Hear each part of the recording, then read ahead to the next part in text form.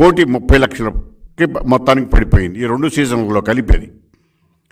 అయితే ఎందుకు ఇలా జరిగిపోయిందంటే సాగునీటి ప్రాజెక్టులు, డ్రిప్పు వగైరాల్లో 5 ఏళ్లలో 65,000 కోట్లు ఖర్చు చేయగా చంద్రబాబు నాయుడు గారి ప్రభుత్వంలో, జగన్మోహన్ రెడ్డి గారి ప్రభుత్వం ఖర్చు చేసింది 30,000 కోట్లు మాత్రమే.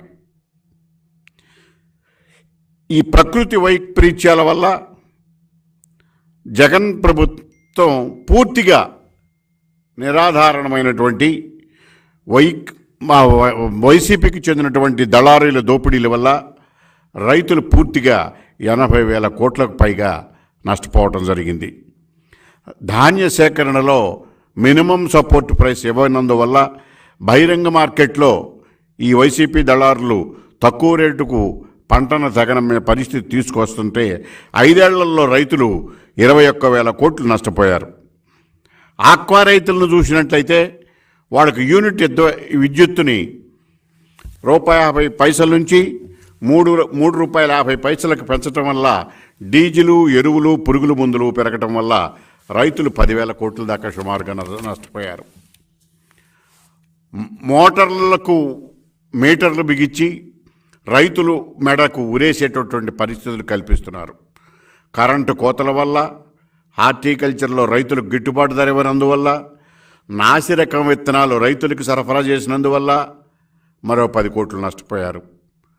రైతు భరోసా పేరుతో రాష్ట్ర నిధుల నుంచి 12,500 కోట్లు ఇస్తామని హామీ ఇచ్చి 7,500కి కుదించి ఒక్కొక్క రైతుకి 5 ఏళ్లలో 25,000 ఎగ్గొట్టారు. కేంద్రం ఇచ్చేటటువంటి 6,000 కూడా రాష్ట్ర ప్రభుత్వం ఇస్తున్నట్టుగా అబద్ధాలు చెప్పడం జరుగుతున్నది.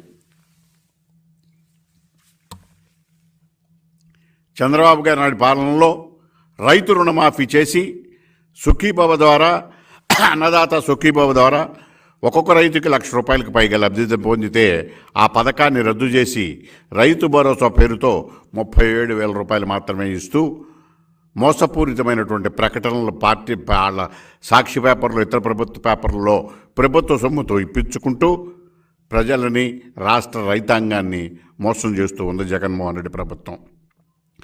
చంద్రబాబు నాయుడు గారి పాలనలో 1,00,000 నుంచి 3,00,000 వరకు సున్నా వడ్డీ, పావలా వడ్డీ అమలు చేశారు.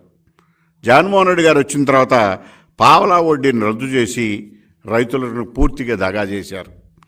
ఇలాంటి స్థితిలో రాష్ట్రంలో 30 లక్షల మంది కౌలు రైతులుంటే అందులో 80,000 మందికి మాత్రమే రైతు భరోసాని వర్తించేలాగా చేశారు. మిగతా కౌలు రైతులందరూ పూర్తిగా నష్టపోయారు. ఆంధ్రప్రదేశ్లో కనుక చూసుకున్నట్లయితే కేంద్ర ప్రభుత్వ లెక్కల ప్రకారం రాష్ట్ర ప్రభుత్వం పూర్తిగా నిర్లక్ష్యం చేసినందువల్ల ఎక్కువ రైతులు కుటుంబాలు అప్పుల పాలైపోయారు. రాష్ట్రంలో సుమారు 94% అంటే 93.2% రైతులు కుటుంబాల అప్పుల్లో కూరుకుపోయి ఉన్నాయి ప్రభుత్వ లెక్కల ప్రకారమే.